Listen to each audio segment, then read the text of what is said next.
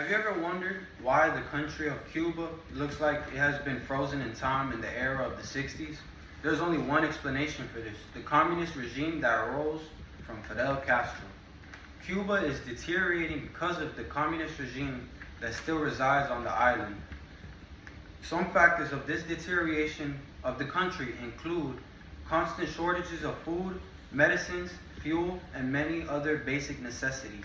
There are constant blackouts, the fact that the government imprisons anyone against the regime, and lastly, the declining population, largely due to the large outflow of Cuban migrants. Throughout Castro's regime and to the present day with Diaz-Canel, has suffered shortages of nearly all basic necessities. Food shortages in Cuba has been nothing new, and the Cuban people been getting small monthly rations to the long lines they have to wait to pick up the food. Danielle Suarez is an author for the Havana Times, and she tells her story of how her family had to rent out their apartment as monthly food rations given by the government was insufficient.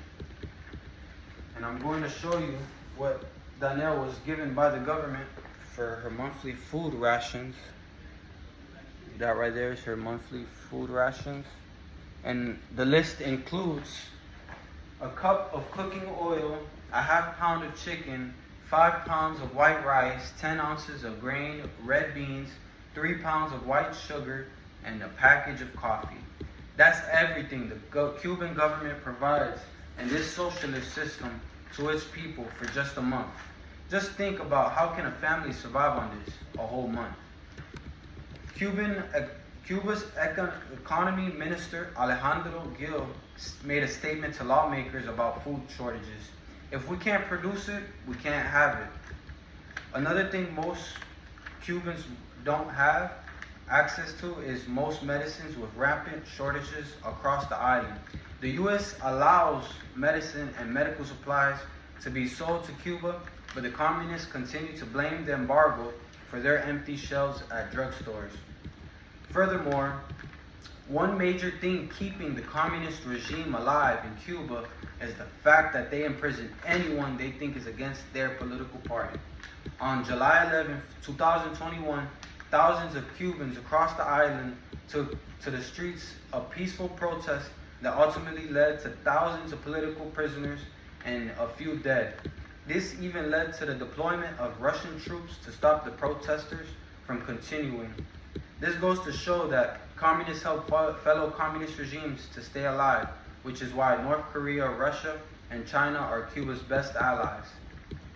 Over 1,000 Cubans were arrested, including minors, for their participation, including more than 700 individuals which still remain in Cuban jails today, condemned to prison sentences ranging up to 25 years for exercising their freedoms of expression and peaceful assembly, made in a press statement made by Anthony J. Blinken, the United States Secretary, on July 11th of 2023.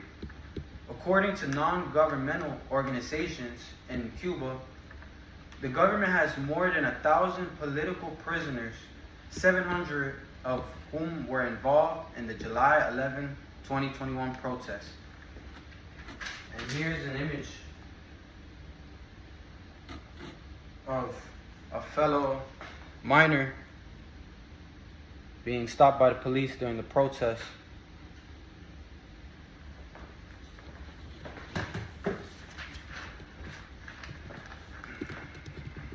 My uncle was also a political prisoner in the late 80s for eating his own cow out of pure starvation.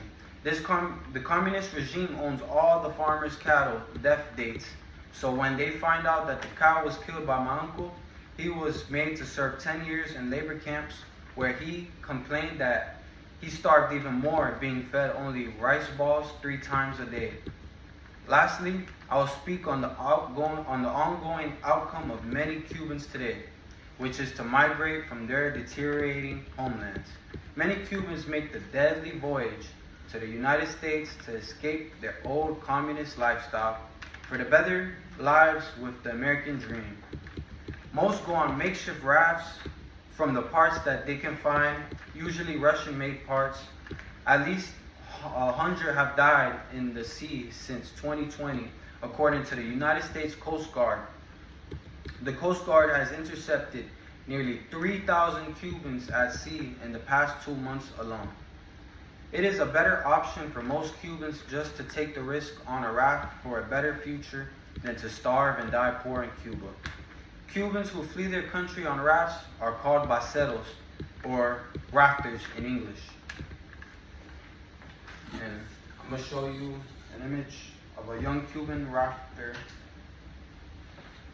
Many of people had to make this trip, such as my family.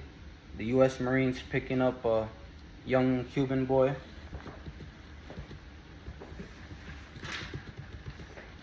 Cubans are frozen in time with a government that continues to abuse their rights and never take fault but continuously blame the U.S. embargo for Cuba's deterioration. Cuba is one of the biggest prisons of the world, and one day the communist regime will decay and die out, and many of us Cubans hope for a capitalist democracy. Patria muerte no, patria y vida.